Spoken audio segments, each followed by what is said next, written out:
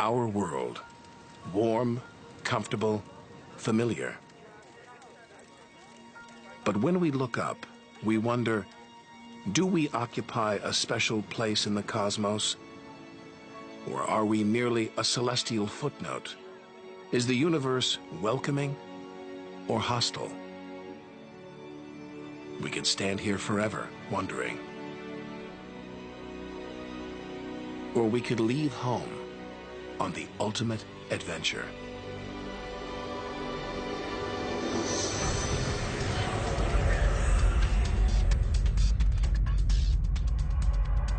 To discover wonders, confront horrors, beautiful new worlds, malevolent dark forces,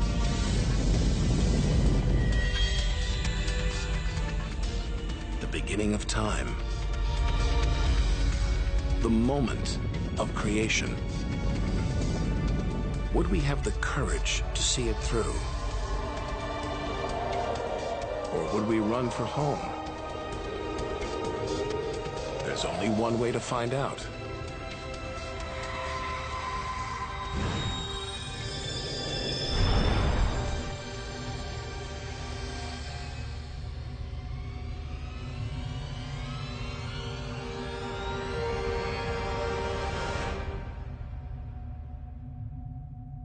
Our journey through time and space begins with a single step. At the edge of space, only 60 miles up, just an hour's drive from home. Down there, life continues. The traffic is awful, stocks go on trading, and Star Trek is still showing.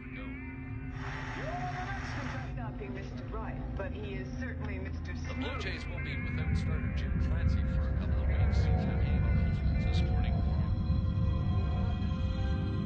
When we return home, if we return home, will it be the same? Will we be the same?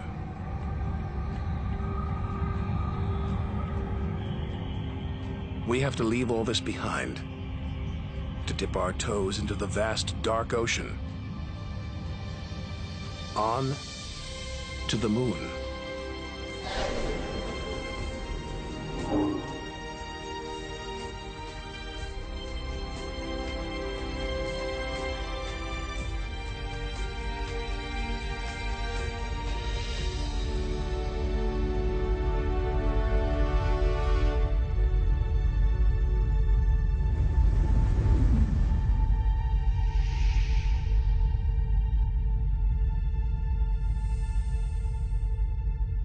Dozens of astronauts have come this way before us. 12 walked on the moon itself. Just 250,000 miles from home.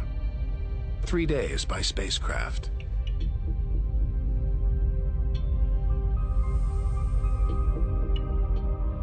Barren. Desolate. It's like a deserted battlefield,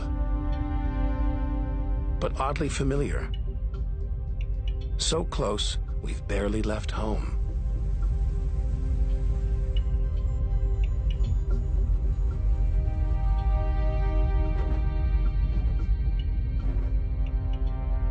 Neil Armstrong's first footprints.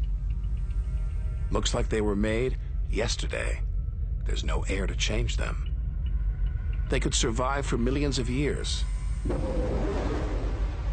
Maybe longer than us.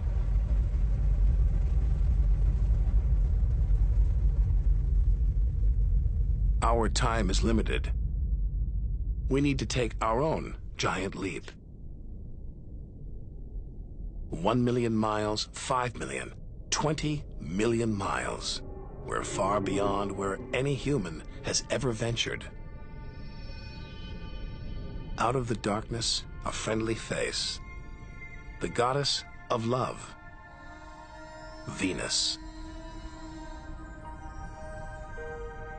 The morning star. The evening star. She can welcome the new day in the east, say goodnight in the west.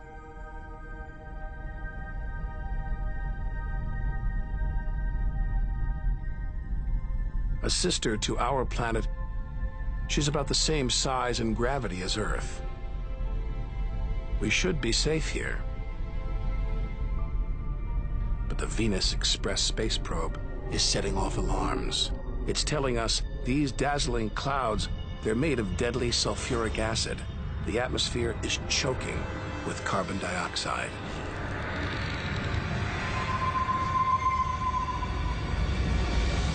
Never expected this. Venus is one angry goddess. The air is noxious, the pressure unbearable. And it's hot, approaching 900 degrees. Stick around and we'd be corroded, suffocated, crushed, and baked.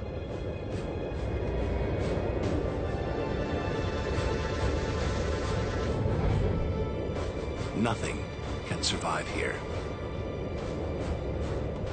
Not even this Soviet robotic probe. Its heavy armor's been trashed by the extreme atmosphere.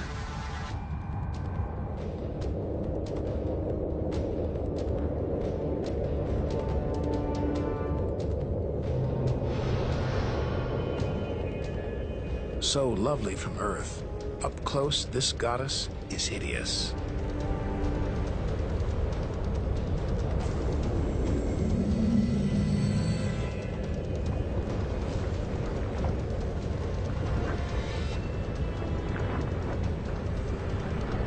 She's the sister from hell, pockmarked by thousands of volcanoes. All that carbon dioxide is trapping the sun's heat. Venus is burning up. It's global warming gone wild. Before it took hold, maybe Venus was beautiful, calm, more like her sister planet Earth. So this could be Earth's future. Where are the twinkling stars? The beautiful spheres gliding through space? Maybe we shouldn't be out here. Maybe we should turn back. But there's something about the sun, something hypnotic, like the Medusa, too terrible to look at, too powerful to resist. Luring us onwards, on, like a moth to a flame. Wait, there's something else, obscured by the sun. It must be Mercury. Get too close to the sun, this is what happens. Temperatures swing wildly here. At night, it's minus 275 degrees. Come midday, it's 800 plus. Burnt, then frozen.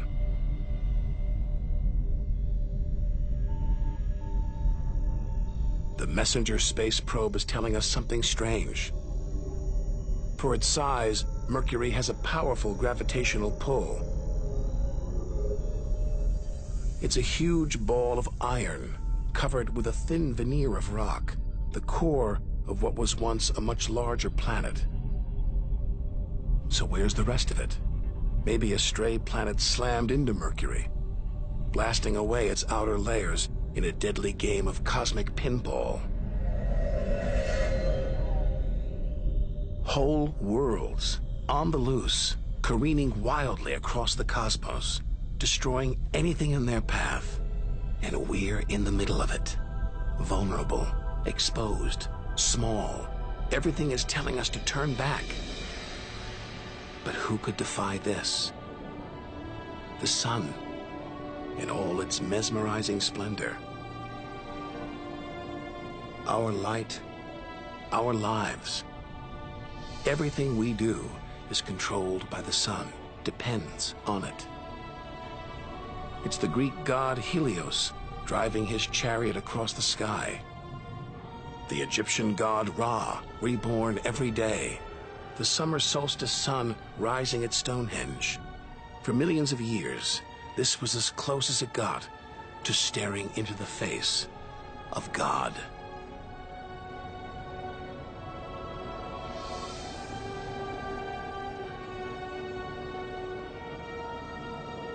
It's so far away. If it burned out, we wouldn't know about it for 8 minutes. It's so big, you could fit 1 million Earths inside it.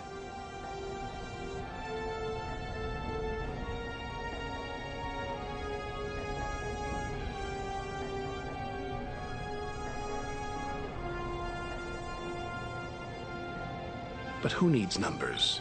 We've got the real thing.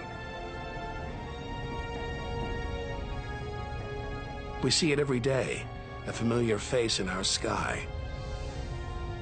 Now, up close, it's unrecognizable. A turbulent sea of incandescent gas. The thermometer pushes 10,000 degrees. Can't imagine how hot the core is. Could be tens of millions of degrees.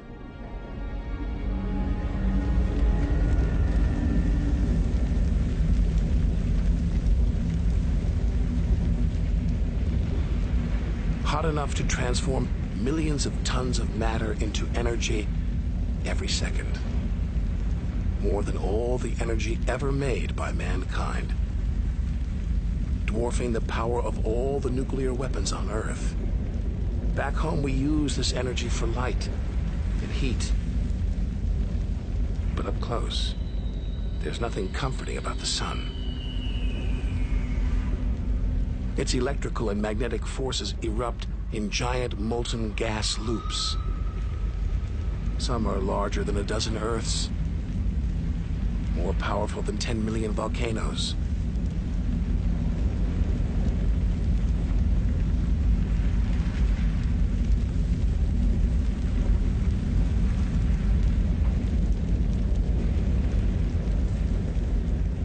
When they burst through, they expose cooler layers below, making sunspots.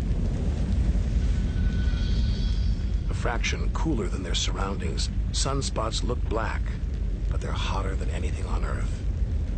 And massive, up to 20 times the size of Earth.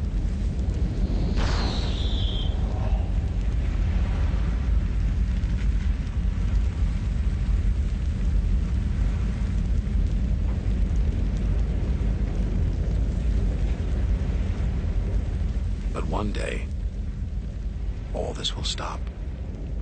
The sun's fuel will be spent.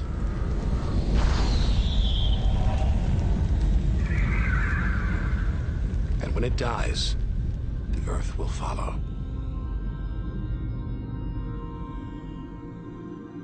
This God creates life, destroys it, and demands we keep our distance.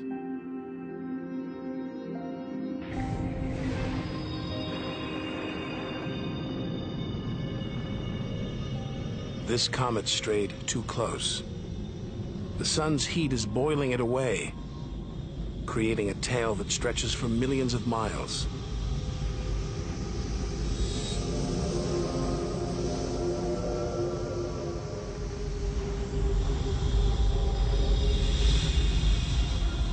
It's freezing it here. There's no doubt where this comet's from, the icy wastes of deep space. But all this steam, geysers and dust, it's the sun again, melting the comet's frozen heart. Strange, a kind of vast, dirty snowball, covered in grimy tar. Tiny grains of what looks like organic material preserved on ice since who knows when. Maybe even the beginning of the solar system. Say a comet like this crashed into the young Earth billions of years ago. Maybe it delivered organic material and water, the raw ingredients of life. It may even have sown the seeds of life on Earth that evolved into you and me.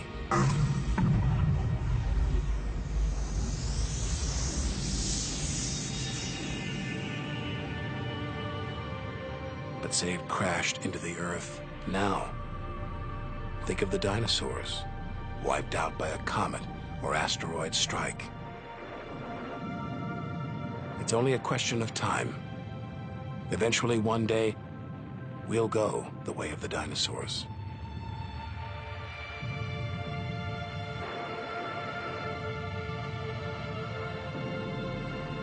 If life on Earth was wiped out, we'd be stuck out here, homeless, adrift in a hostile universe.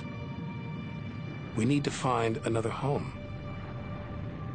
Among the millions, billions of planets, there must be one that's not too hot, not too cold, with air, sunlight, water, where, like Goldilocks, we could comfortably live.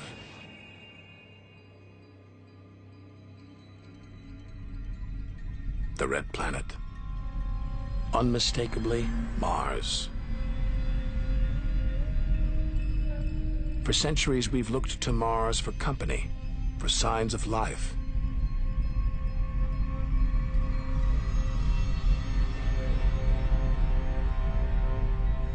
Could there be extraterrestrial life here?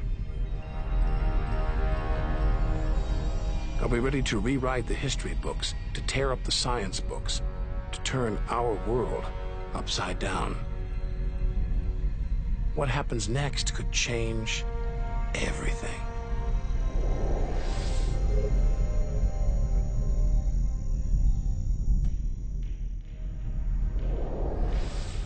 Mars is the planet that most captures our imagination. Think of B-movies, sci-fi comics. What follows? Martians. It's all just fiction, right? But what if there really is something here? Hard to imagine, though, up close. This is a dead planet. The activity that makes the Earth livable shut down millions of years ago here. Red and dead. Mars is a giant fossil.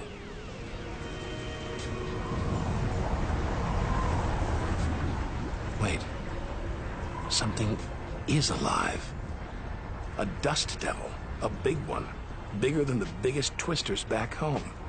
There's wind here. And where there's wind, there's air. Could that air sustain extraterrestrial life?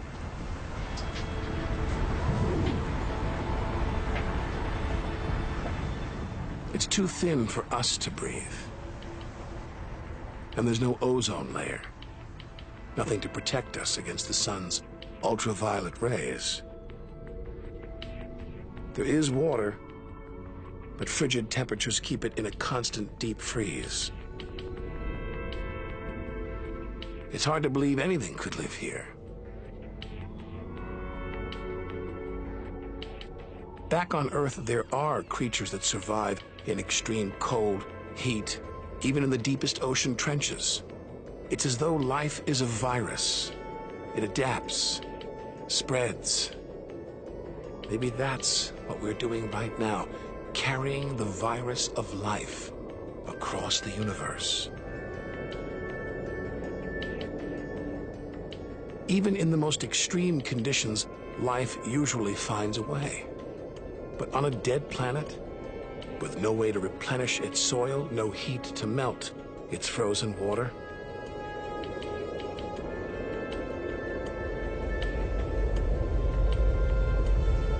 all this dust, it's hard to see where we're going.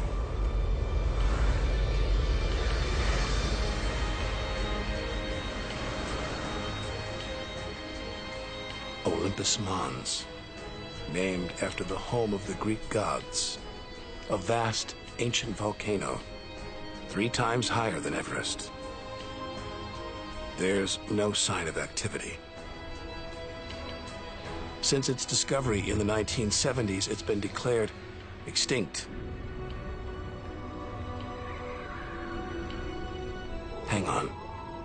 These look like lava flows, but any sign of lava should be long gone, obliterated by meteorite craters.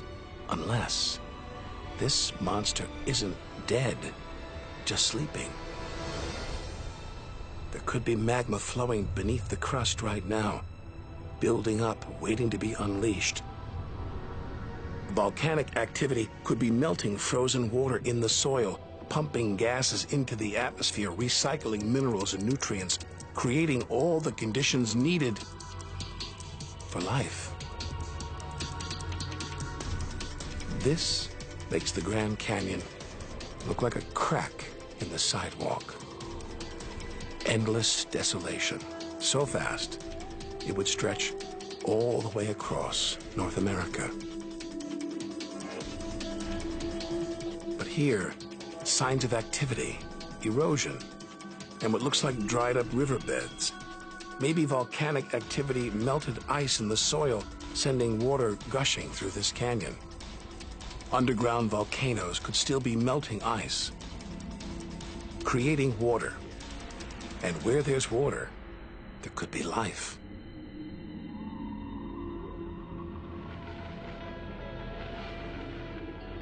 The hunt for life is spearheaded by this humble fellow, the NASA rover Opportunity. It's finding evidence that these barren plains were once ancient lakes or oceans that could have harbored life.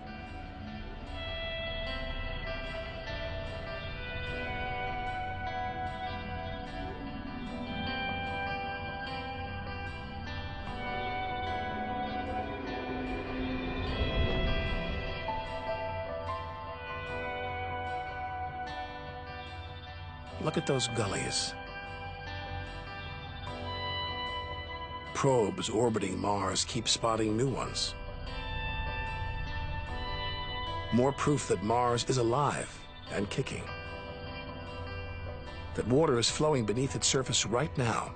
Water that could be sustaining Martian life.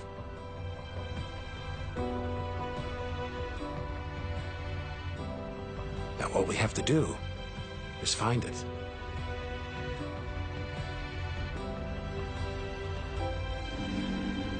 Maybe we've already found what we're looking for on Earth. Some think that life started here and then migrated to Earth. An asteroid impact could have blasted fragments of Mars, complete with tiny microbes, out into space and on to the young Earth, where they sowed the seeds of life.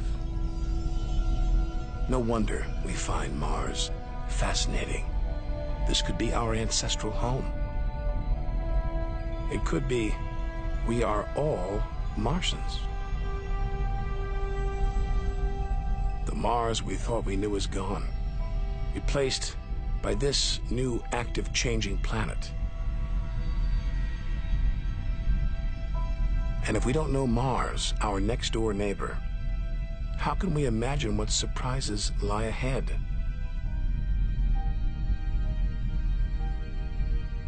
Our compass points across the cosmos, back in time 14 billion years, to the moment of creation.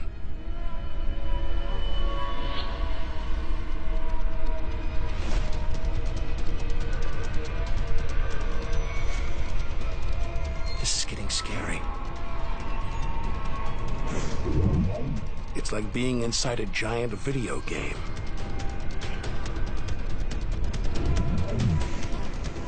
These are all too real. Asteroids, some of them hundreds of miles wide.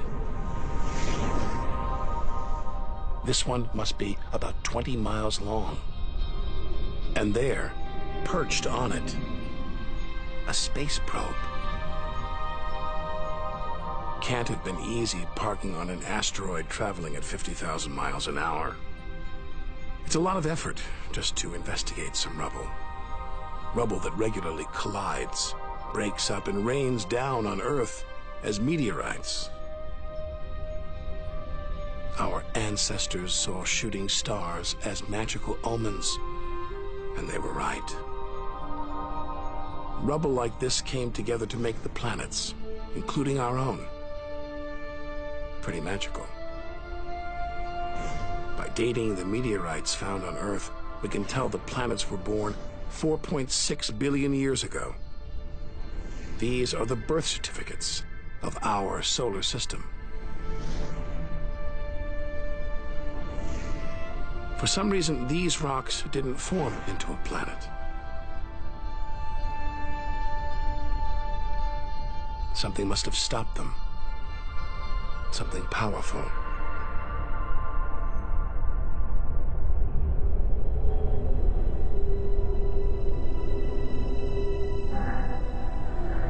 Jupiter. What a monster. At least 1,000 times bigger than Earth, so vast you could fit all the other planets inside it. Something this massive dominates its neighbors. Its gravity is pulling the asteroids apart.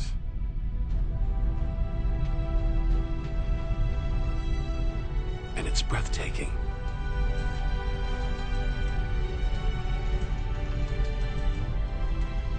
But this beauty is a beast. It's almost all gas. Land here and we'd sink straight through its layers into oblivion.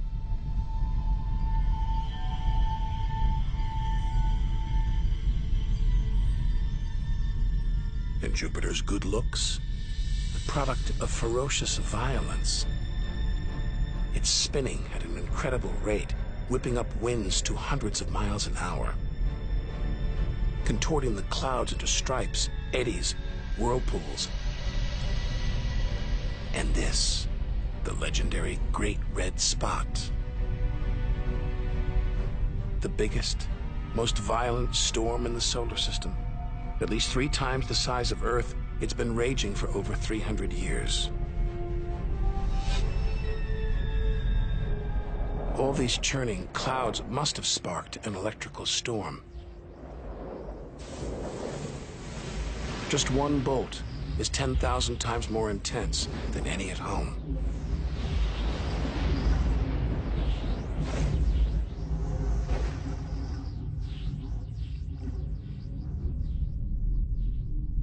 Looks like the safest place to see Jupiter is from a distance. Up there at the poles, those dancing lights, they're like the auroras back home.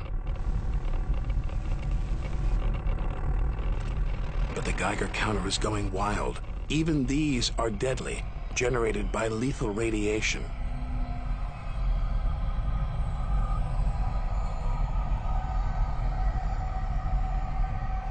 Out here, nothing is what it seems.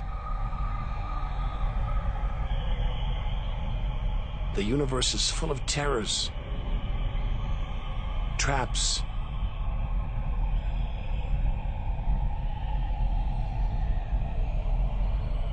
maybe this is a safe haven, the multicolored moon Io.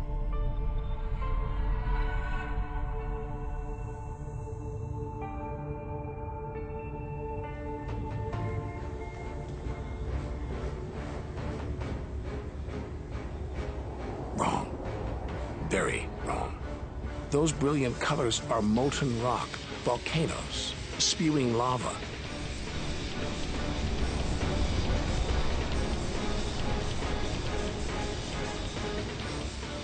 Our journey across the universe is turning into a struggle for survival. We've got to hope that if we outlast the dangers, we'll be rewarded by wonders beyond imagination.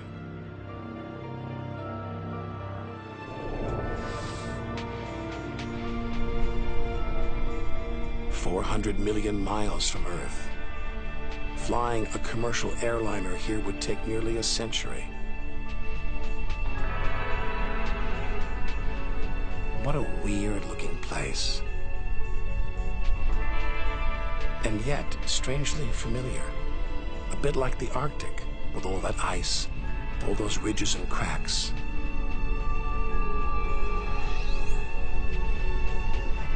It's Jupiter's moon, Europa. And maybe like the Arctic, this ice is floating on water, liquid water. But we're 500 million miles from the sun. Surely Europa is frozen solid.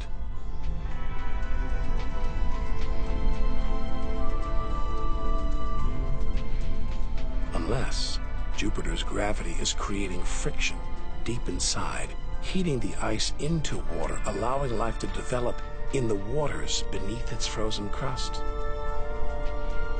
We might be feet away from aliens. from a whole ecosystem of microbes, crustaceans, maybe even squid. The only thing between us and the possibility of alien life, this layer of ice. But until we send a spacecraft to drill here, Europa's secrets will remain beyond reach.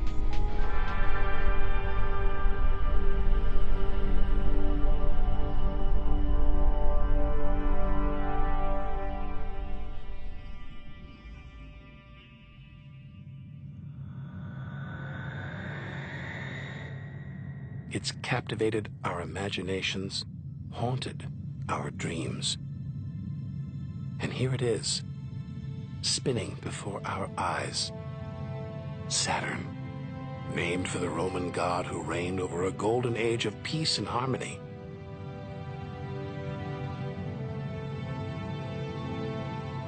This planet's a giant ball of gas, so light it would float on water. Its spectacular rings would stretch almost from Earth to the moon.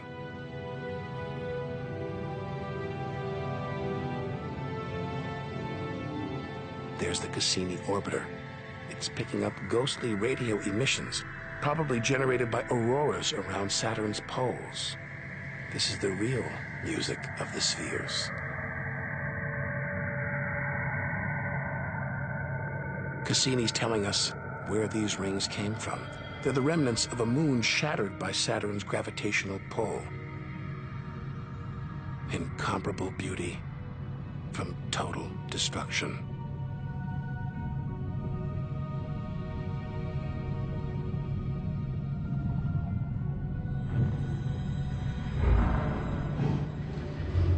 Billions of shards of ice, some as small as ice cubes, others the size of houses.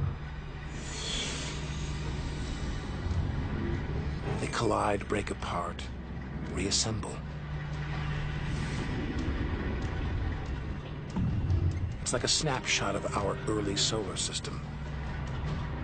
As dust and gas orbited the newly born sun, and gravity worked its magic, pulling the lumps together until from space trash like this, our home emerged.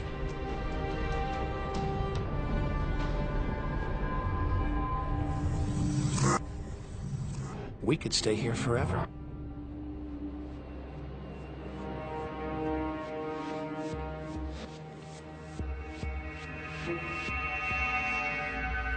But there's so much further to go, so much more to see. Like this moon wrapped in thick clouds. Titan.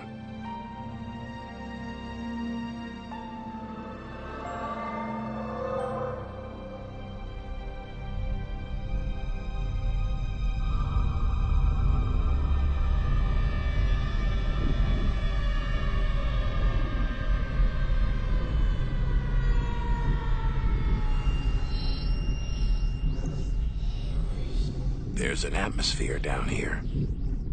There's wind, rain, even seasons. Rivers, lakes, and oceans. It looks so familiar, so similar to Earth.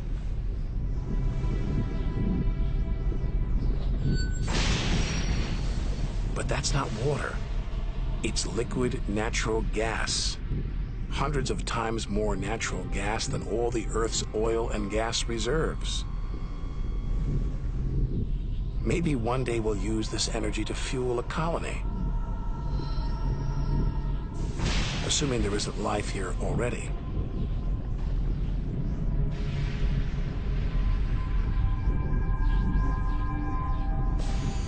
The Huygens space probe is here to find out. It's telling us there's organic material in the soil, but it's so cold, minus 300 degrees. There's no way life could develop. Unless Titan warms up. The sun is supposed to get hotter. When it does, maybe life will spring up here, just like it did on Earth. And as the Earth gets too hot for us, maybe we'll move to Titan. One day we might call this distant land home.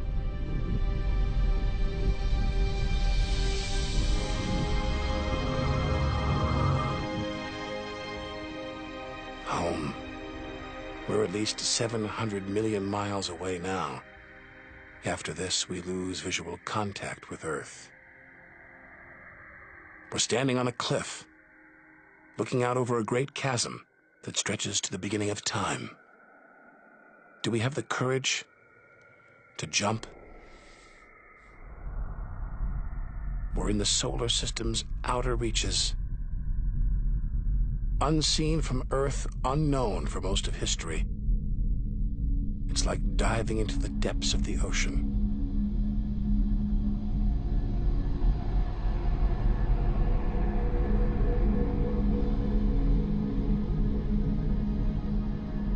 Those rings make it look like Uranus has been tilted off its axis, toppled over by a stray planet.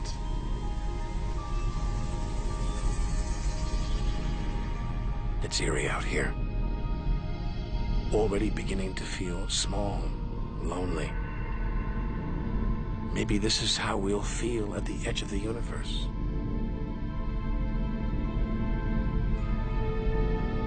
But we've barely left the shore. If the solar system was 1 mile wide, so far we've traveled about 3 inches.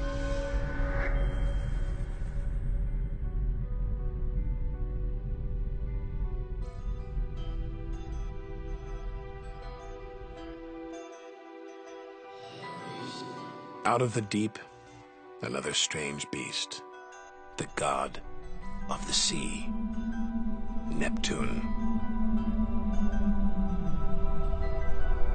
This world is covered in methane gas, and a storm as big as Earth, whipped up by savage 1,000-mile-an-hour winds. Back home, it's the sun that drives the wind. But Neptune's far away. Something else must be creating these ferocious winds. But what? We know very little about our own solar system.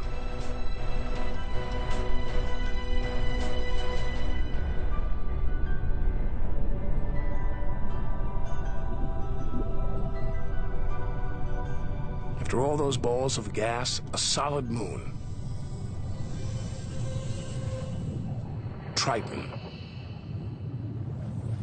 Solid, but not stable.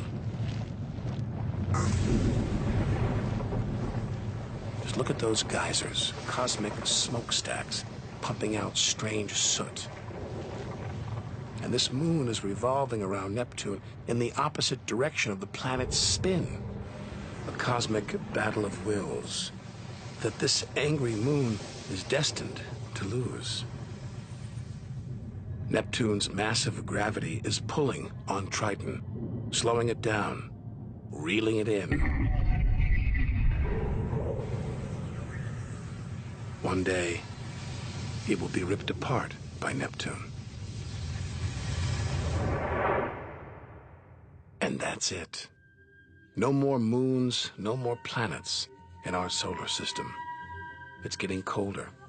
We're getting further from the sun, slipping from the grip of its gravitational tentacles. But this isn't a void. It's teeming with frozen rocks, like Pluto. Until recently, we thought Pluto was alone. Beyond it, nothing. We were wrong. More frozen worlds. Discovery so new nobody can agree what to call them. Plutinos, ice dwarfs, cubiwanos. Our solar system is far more chaotic and strange than we had imagined. Now we're 8 billion miles from home.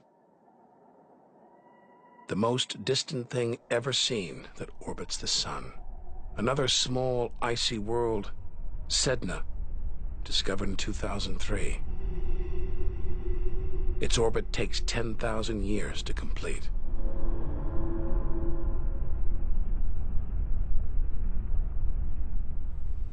Hang on. There's something else out here. 10 billion miles from home, the space probe Voyager 1.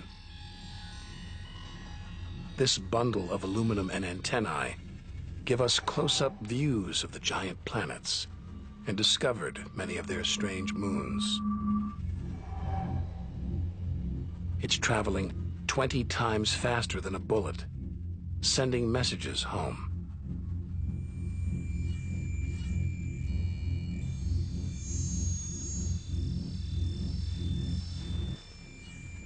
That gold plaque, it's a kind of intergalactic message in a bottle.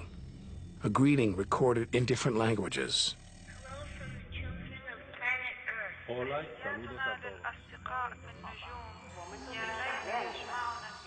Earth. And a map showing how to find our home solar system. The great physicist Stephen Hawking thinks it was a mistake to roll out the welcome mat. After all, if you're in the jungle, is it wise to call out?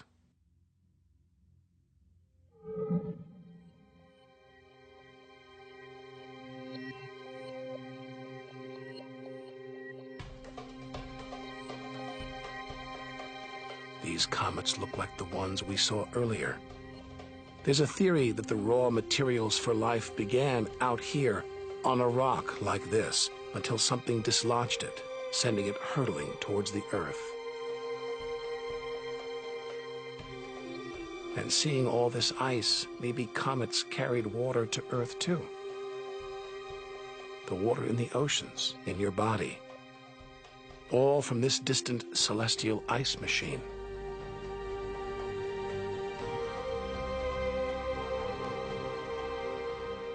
We're 5 million, that's 5 trillion miles from home. But this is still only a baby step.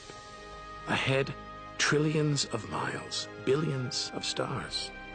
Time to stop looking back and start looking ahead. To step out into the big wide universe.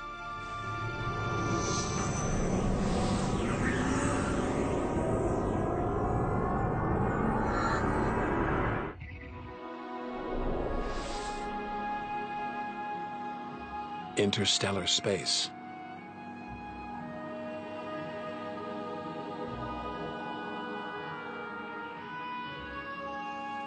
Billions of stars like our own sun, many with planets, many of those with moons.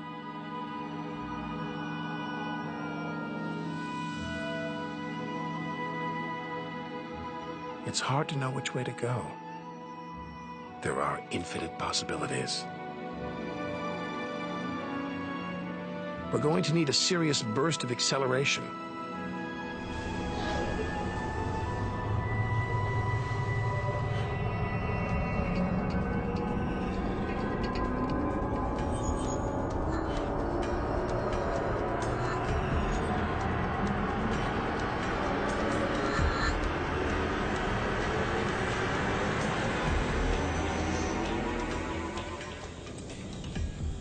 $25 trillion miles from home. A 150,000-year ride in the space shuttle. And we've only just reached the first solar system beyond our own. Alpha Centauri. Not one, but 3 stars. Spinning around each other, locked in a celestial standoff. Each star's gravity attracting the other. Their blazing orbital speed keeping them apart.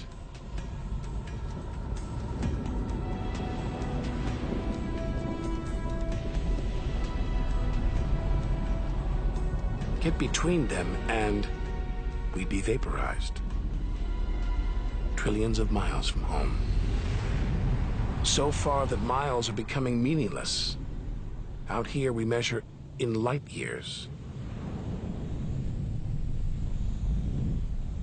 Light travels 6 trillion miles a year, so we are over 4 light years from home.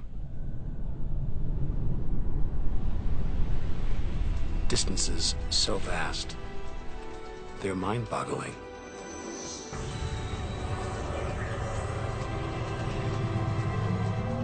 Who knows what strange forces lie ahead, what we'll discover when, if, we reach the edge of the universe.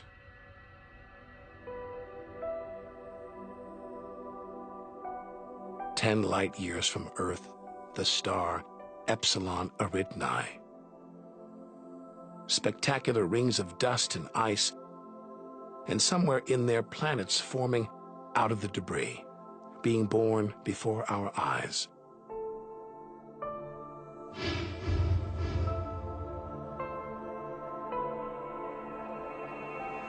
Asteroids and comets everywhere.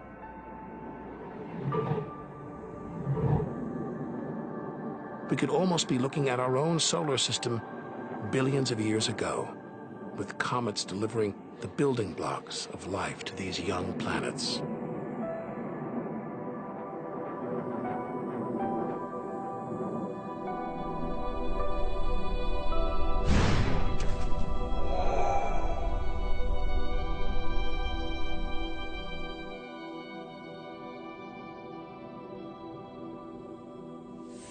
At the center of all the action, a star smaller than our sun, still in its infancy. Any life in this solar system would be primitive at best.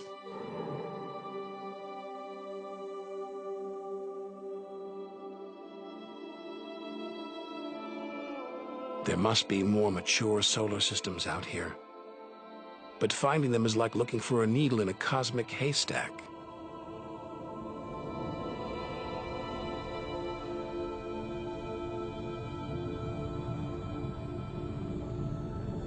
"20 light years from Earth. Star Gliese 581.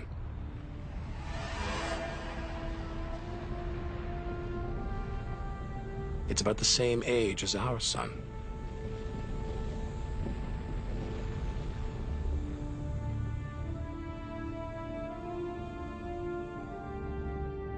This planet is just the right distance from its sun.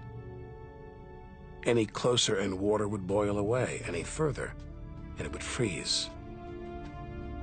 Ideal conditions for life to emerge.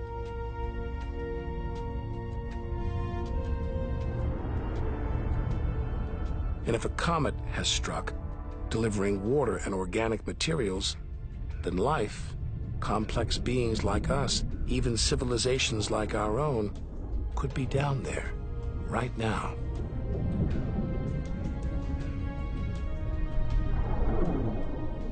They could be tuning into our TV signals, watching shows from 20 years ago.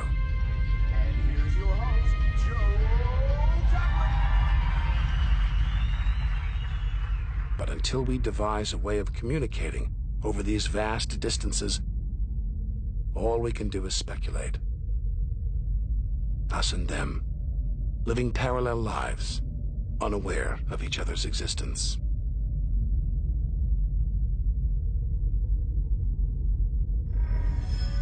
Unless life has come and gone.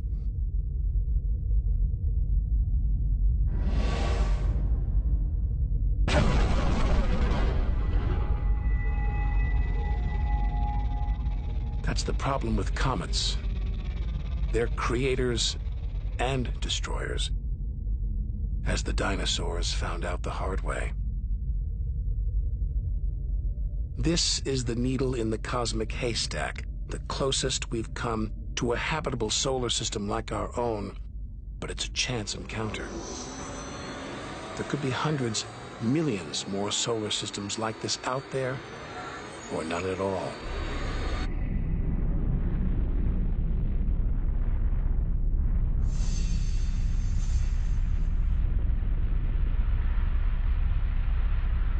Some of the atmosphere on this planet, Bellerophon, is being boiled away by its nearby star.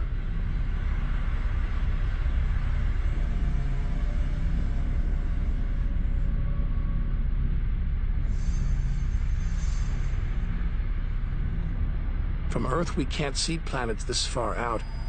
They're obscured by the brilliance of their neighboring stars. But the planets have a minute gravitational pull on those stars, measure these tiny movements, and we can prove they exist.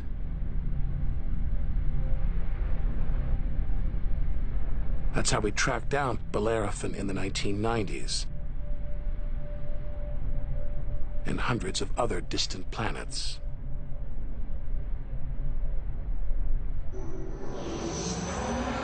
"65 light years from Earth. Turn on your TV here and you'd pick up Hitler's Berlin Olympics."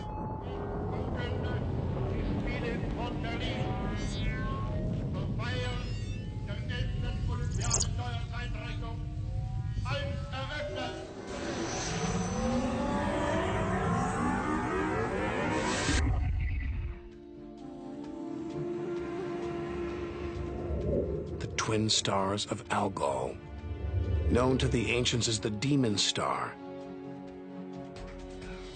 From Earth, it appears to blink as one star passes across the other. Up close, it's even stranger. One star is being sucked towards the other.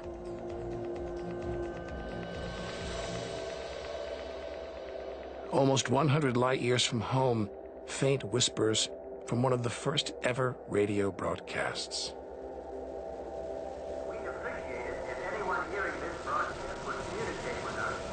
We are very anxious to know how far the broadcast is reaching.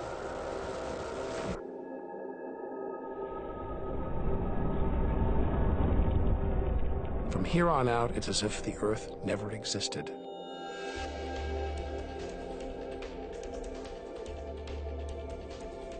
Feels like a lifetime since we stood on that beach, looking up at the sky, wondering where and how we fit in. We've learned one thing for sure. The universe is too bizarre, too startling, for us to guess what lies ahead.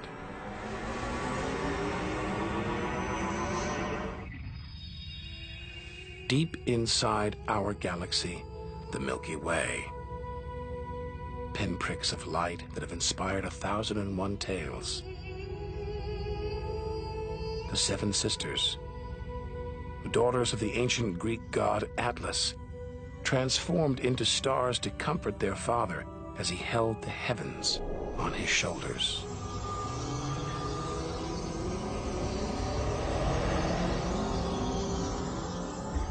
And this giant, Betelgeuse, the brightest, biggest star we've seen so far, 600 times wider than our sun.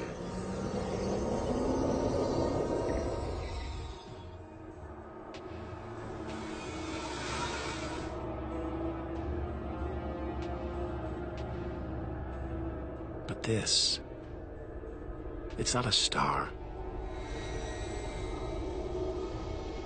not a planet. Not like anything we've seen.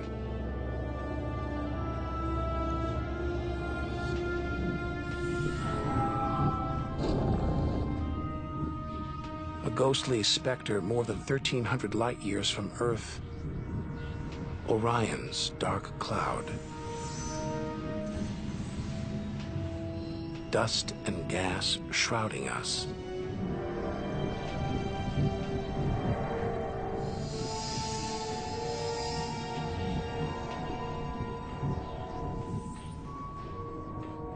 There, deep inside, a light, pulling the dust and gas towards it, heating up, merging into a ball of burning hot gas.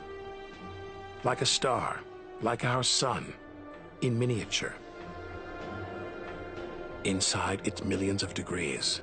So hot it's beginning to trigger nuclear reactions, the kind that keep our sun shining, making energy, radiation, light. A star is being born.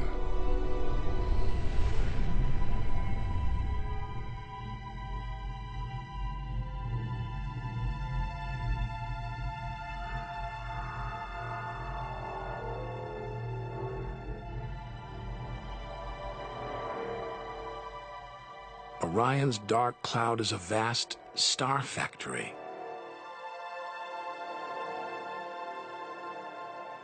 We're witnessing the birth of the future universe.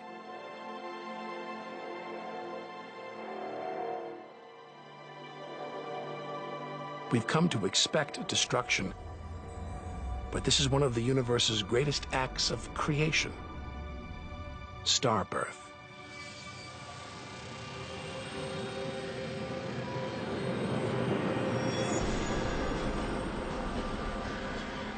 This doesn't look right.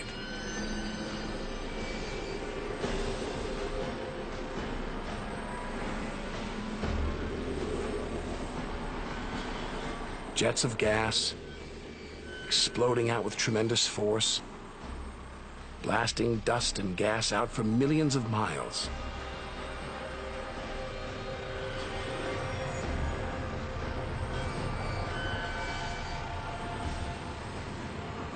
It's unbelievably violent and creative. Nebula. Vast, glowing clouds of gas hanging in space. With no wind out here, they'll take thousands of years to disperse. They seem to be forming a vast stellar sculpture. Nature is more than a scientist, an engineer. It's an artist on the grandest of scales.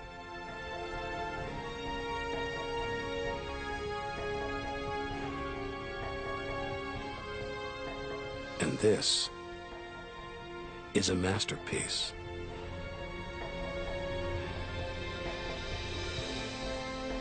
Stars are born, grow up, and then what? Do they die? Do they slip quietly into the night or go out with a bang?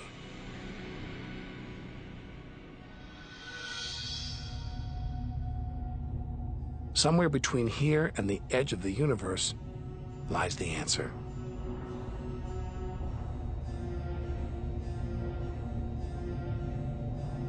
Luminous clouds suspended in space, encircling what was once a star like our own sun.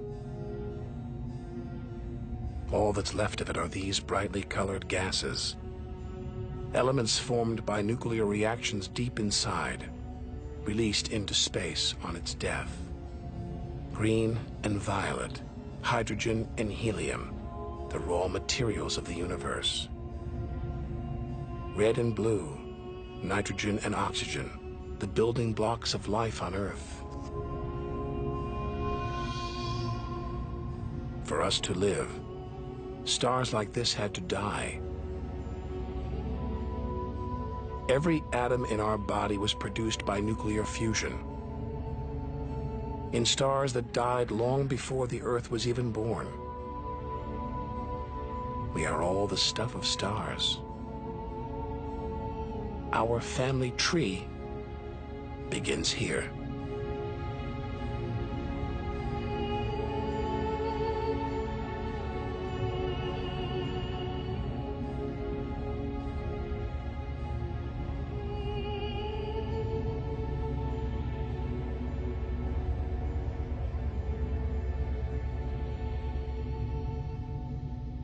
At its heart, the ghost of a star. A white dwarf.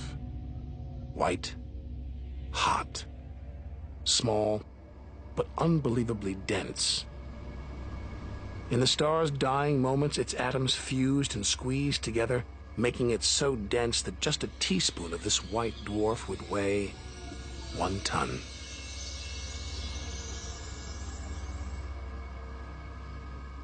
It's a chilling premonition of our sun's fate. 6 billion years from now, it'll become a white dwarf. Its death will herald the end of life on Earth. Makes you wonder how many other worlds have come and gone. Celestial stories left untold. Lost forever. But the greatest story of them all is still to be told. We must go back through time to the very first chapter to learn how the universe began.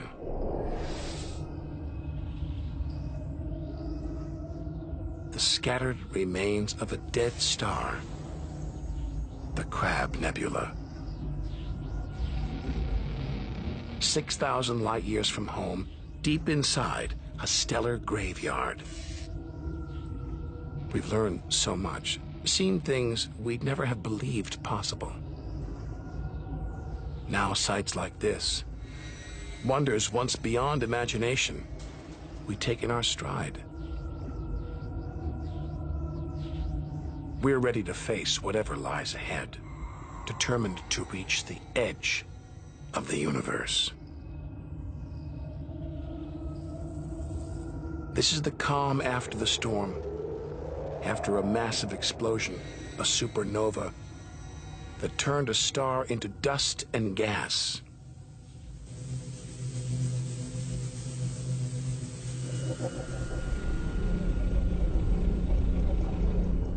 The eye of the storm, a spinning, pulsating star, a pulsar.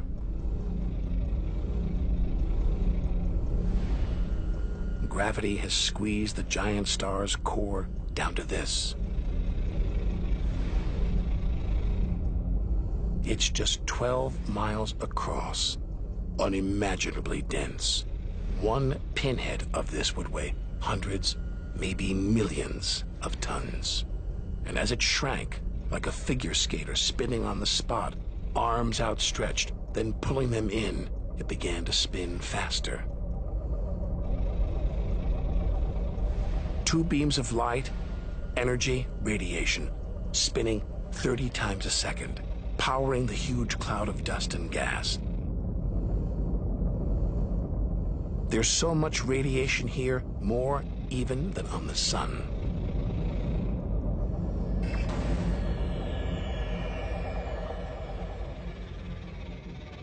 That was easily the deadliest thing we've encountered so far.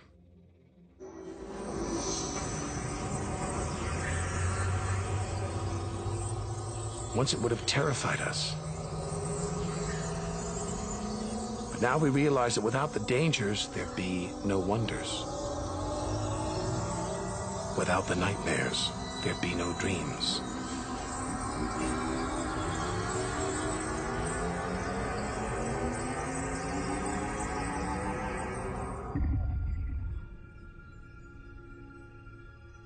Getting a strange sensation. A feeling as though there's something bad out here. A malevolent presence. The one thing we didn't want to encounter.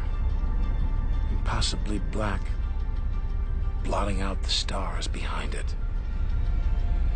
We're staring into the face of extinction. The remains of a giant star. A black hole.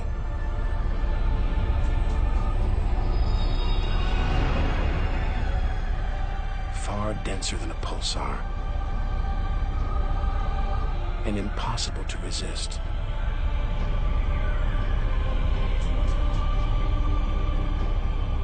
Its gravity is so intense not even light can escape.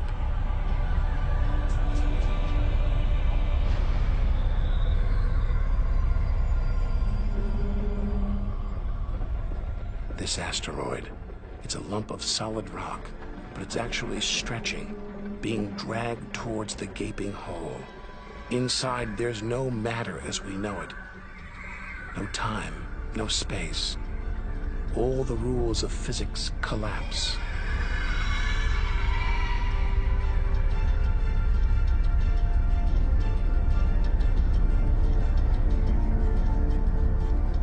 The asteroid is gone. Nobody really knows where. This is the edge of human understanding. There could be millions of black holes creeping around our galaxy, more perhaps than all the stars in the sky. But we wouldn't see them until it was too late.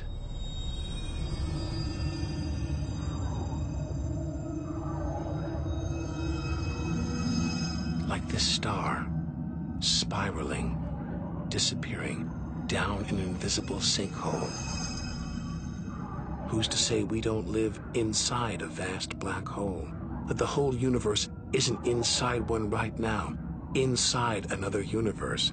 Think about it for too long and your mind reels. Sometimes it feels like the more we see, the less we know.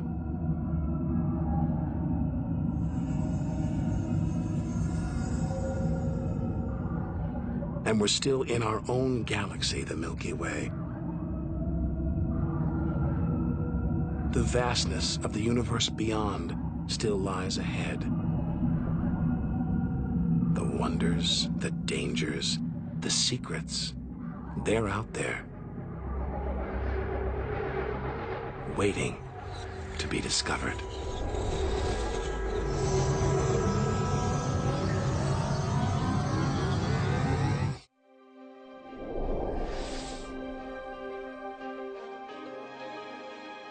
"7,000 light years from home." It's as though we're in a forest thick with trees, each so beautiful, so fascinating, it's impossible to look beyond, to see the bigger picture. We have to find a way through, to reach the clearing at the galaxy's edge.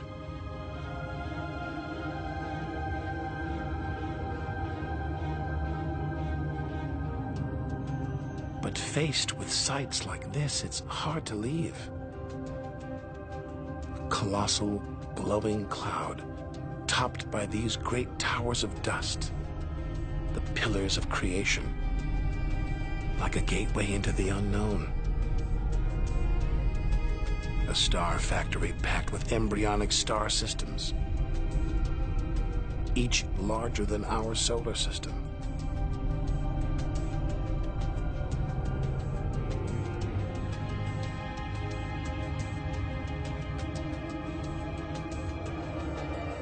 We have to resist its siren song, tear ourselves away, to carry on towards the edge of the galaxy.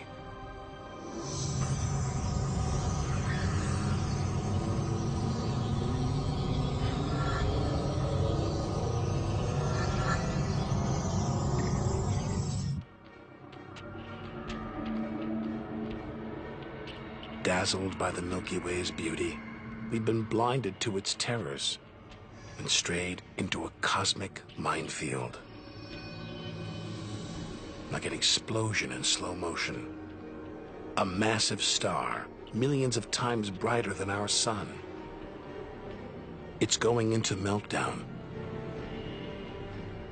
The fuel that sustains it is running out, the nuclear reactions that power it winding down. We're watching its death throes.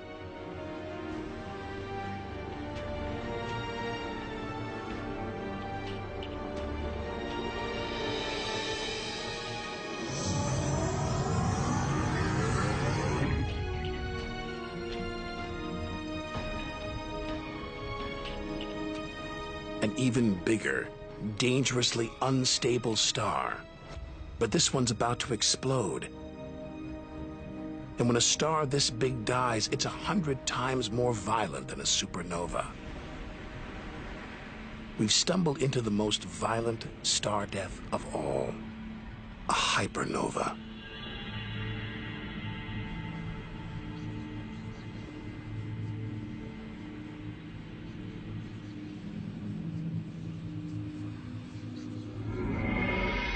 The core's collapsed. It's becoming a black hole.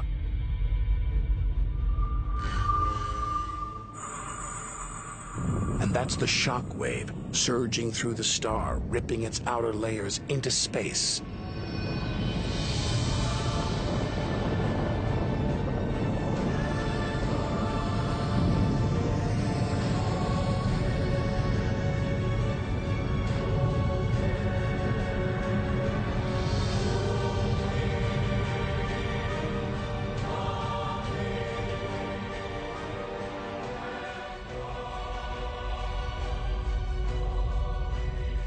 Deadly hypernovas, frozen comets, scorched planets, white dwarfs, red giants.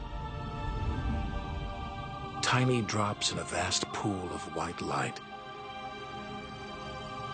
Our home galaxy the Milky Way. We wanted to know where we fit in. Here's our answer.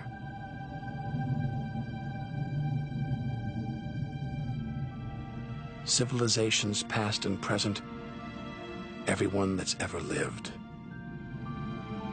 The smallest bug, the highest mountain, all of it invisible, not even a tiny speck.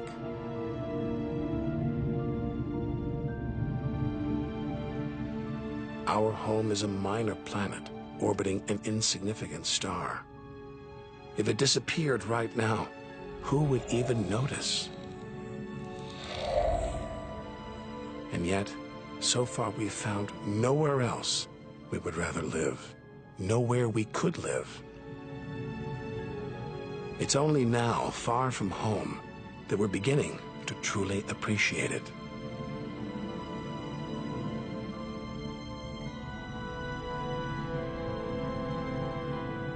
Look at all these stars. Hundreds of thousands of them. Surely one of them, more than one, must be capable of supporting life.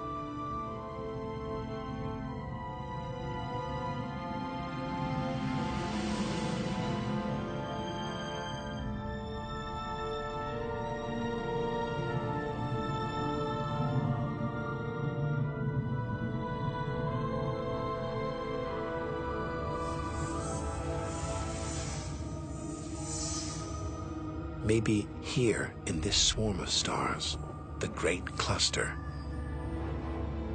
Back in the 1970s, astronomers sent a message in this direction, detailing the structure of our DNA and our solar system's location.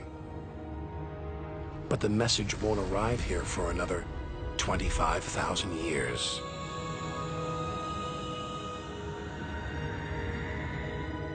We haven't found alien life yet.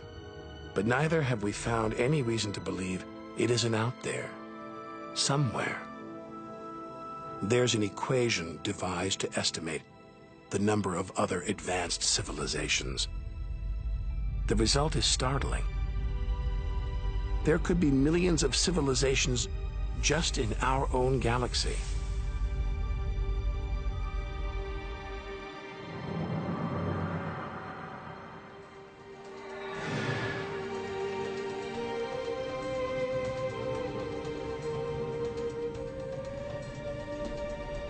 Everything we've seen so far is inside the Milky Way.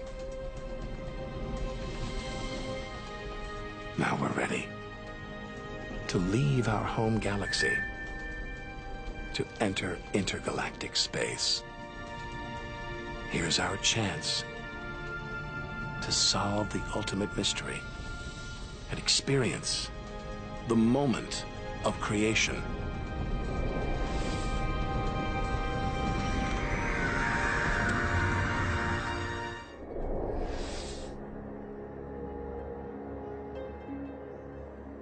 Beyond the Milky Way, through the vast expanse between galaxies, against all the odds, we've made it to intergalactic space.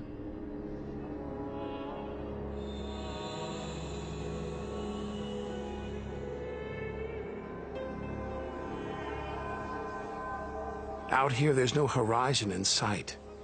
Even the closest galaxies are hundreds of thousands of light years away. The remains of galaxies ripped apart by the Milky Way's huge gravitational pull, scattered among nothing.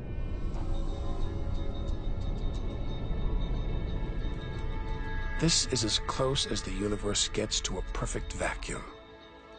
But even this isn't totally empty. There are thin wisps of gas, fine traces of dust, and something else. Dark matter. So mysterious we can't see it, feel it, taste it, touch it, or even measure it.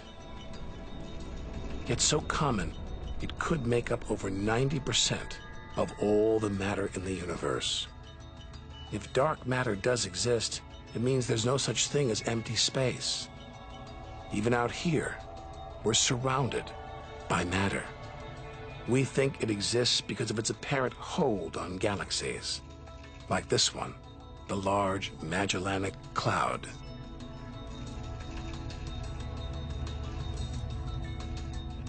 A 6 billion-year journey in today's fastest spacecraft, 160,000 light years from the Milky Way at the edge of its gravitational reach. This galaxy should spin off into space, but something is holding it here, something invisible, powerful, dark matter.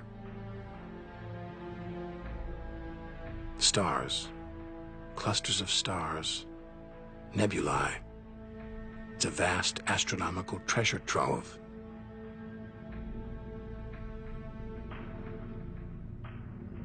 Look at this. It's like a string of gleaming pearls. It's a fireball, expanding out from what must have been a massive explosion, a supernova.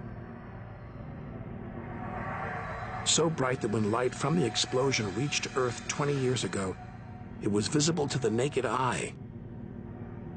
And so violent, it triggered a string of nuclear reactions, forcing atoms together, creating new elements: gold, silver, platinum, blasting them out into space.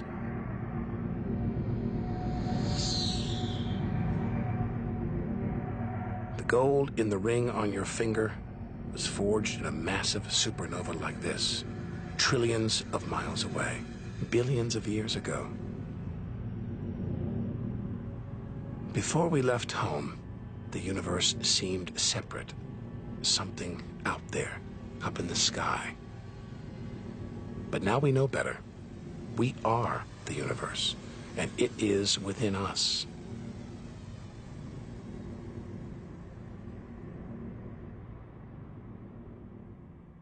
It's comforting to remember as we venture through this abyss. Further and further. Faster and faster.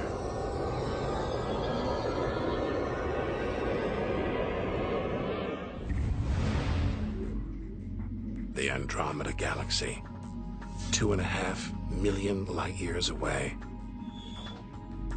It's racing through space. Everything blown apart like shrapnel in an explosion. We're seeing this galaxy as it was when our ape-like ancestors first walked on the African plains.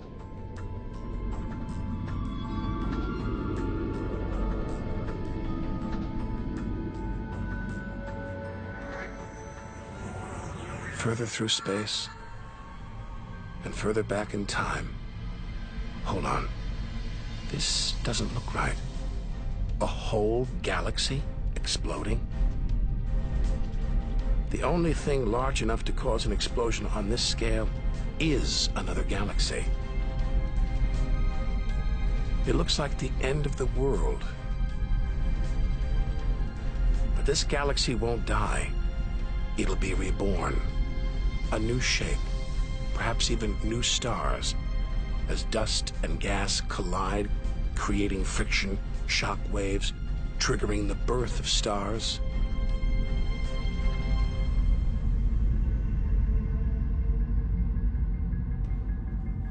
There's order in this chaos, a pattern behind the infinite variety, an endless cycle of birth and death, creation and destruction. It's a pattern woven through the vast fabric of space that binds each of these galaxies. There are billions of galaxies, each with billions, even trillions of stars. Maybe more stars than there are grains of sand on all the beaches on Earth.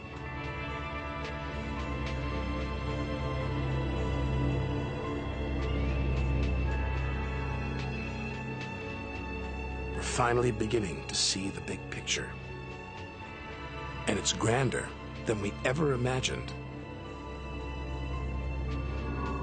This galaxy, the huge Pinwheel Galaxy, is so far from Earth that if we send a message home now, It will take 27 million years to get there. Who knows whether our species, our planet, will still be around to receive it.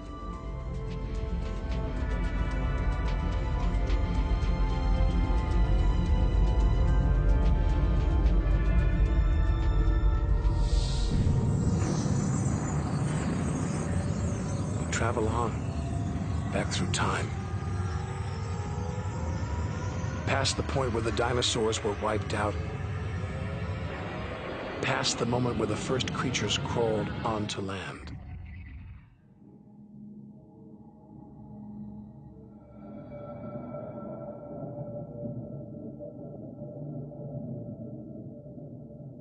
Two billion light years from home, closing in on the edge of the universe, going back to the beginning of time. This isn't a galaxy. It's brighter than 100 galaxies. A blinding beam of energy surging for trillions of miles.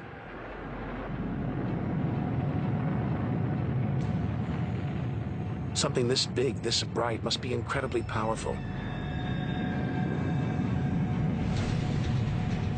Experience tells us, out here, power equals danger.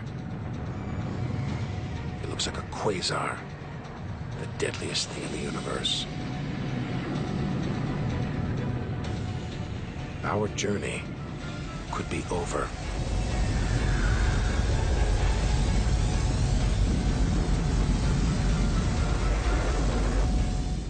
The deadliest, most powerful thing in the universe.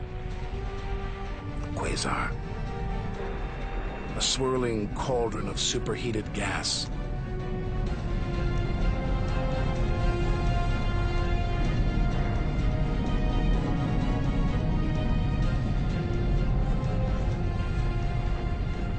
This beast has a heart of darkness, a supermassive black hole as heavy as a billion suns.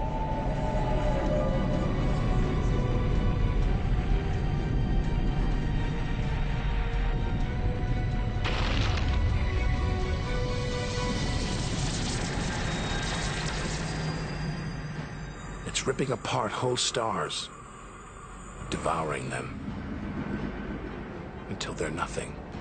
Lost forever from the visible universe.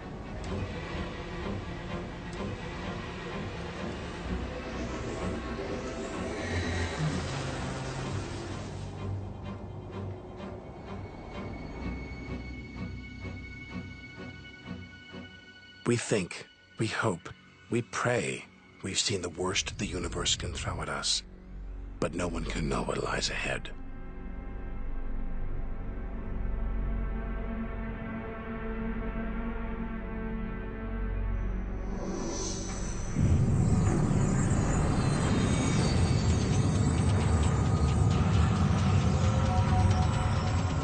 We'll need to go further, go faster.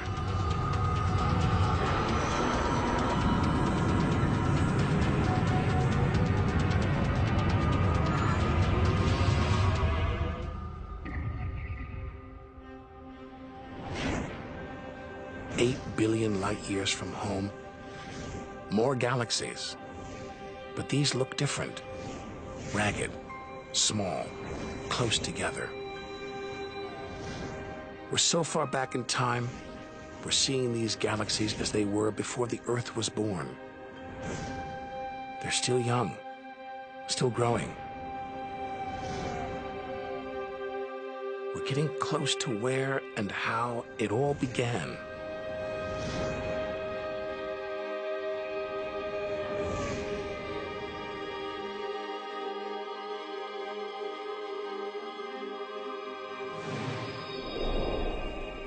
Look at the galaxies now. They're more like primitive plankton, floating in a vast dark ocean.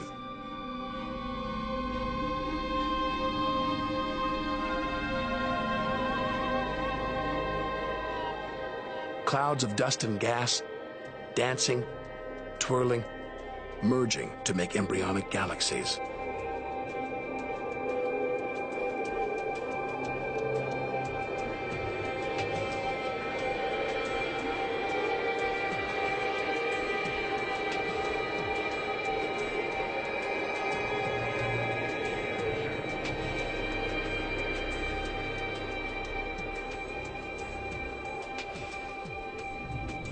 they're disappearing. We've gone back before the stars were born, into a cosmic dark age. And before that, light, the afterglow from the massive explosion that created the known universe.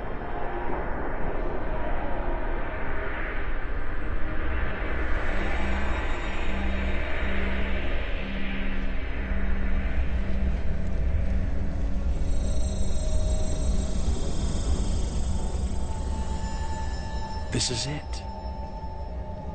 We've made it.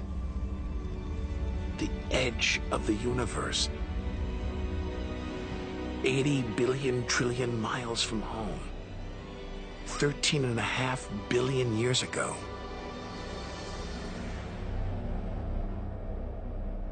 The very instant of the Big Bang, the most violent, most creative moment in history.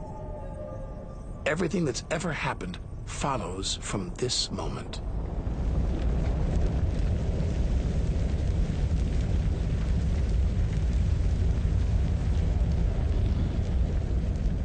Every religion, every culture has pondered it.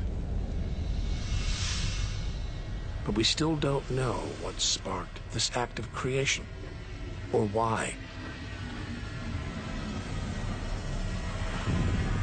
This is where our journey ends, and the universe begins.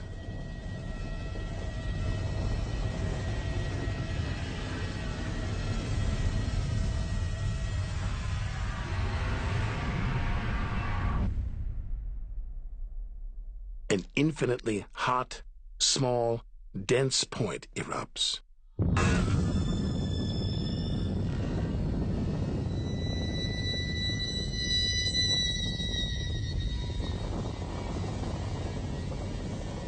Creating space, time, matter, our universe itself. First, it's the size of a subatomic particle.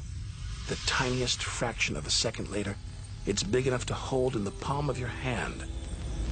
Moments later, it's the size of the Earth.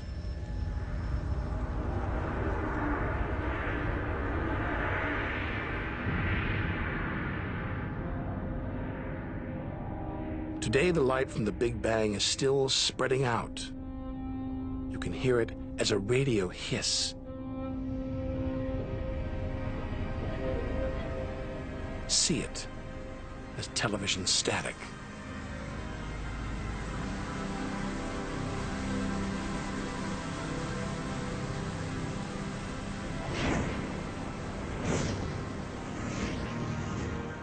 All the wonders we've seen on our journey are sparks flying out from the Big Bang. Galaxies, stars, planets, all cosmic debris. We go forward through time, riding the blast wave.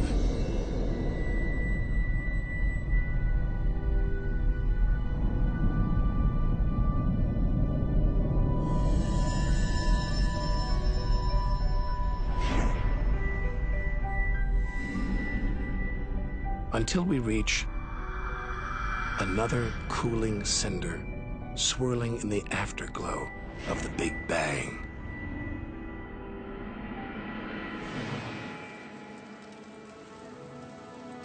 We're back where we started, home. Only now can we really know it.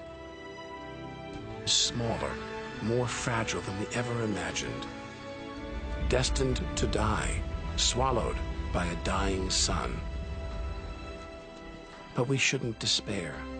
We should rejoice. We've managed to experience the wonders of the universe. We should celebrate our achievements and enjoy our moment in the sun.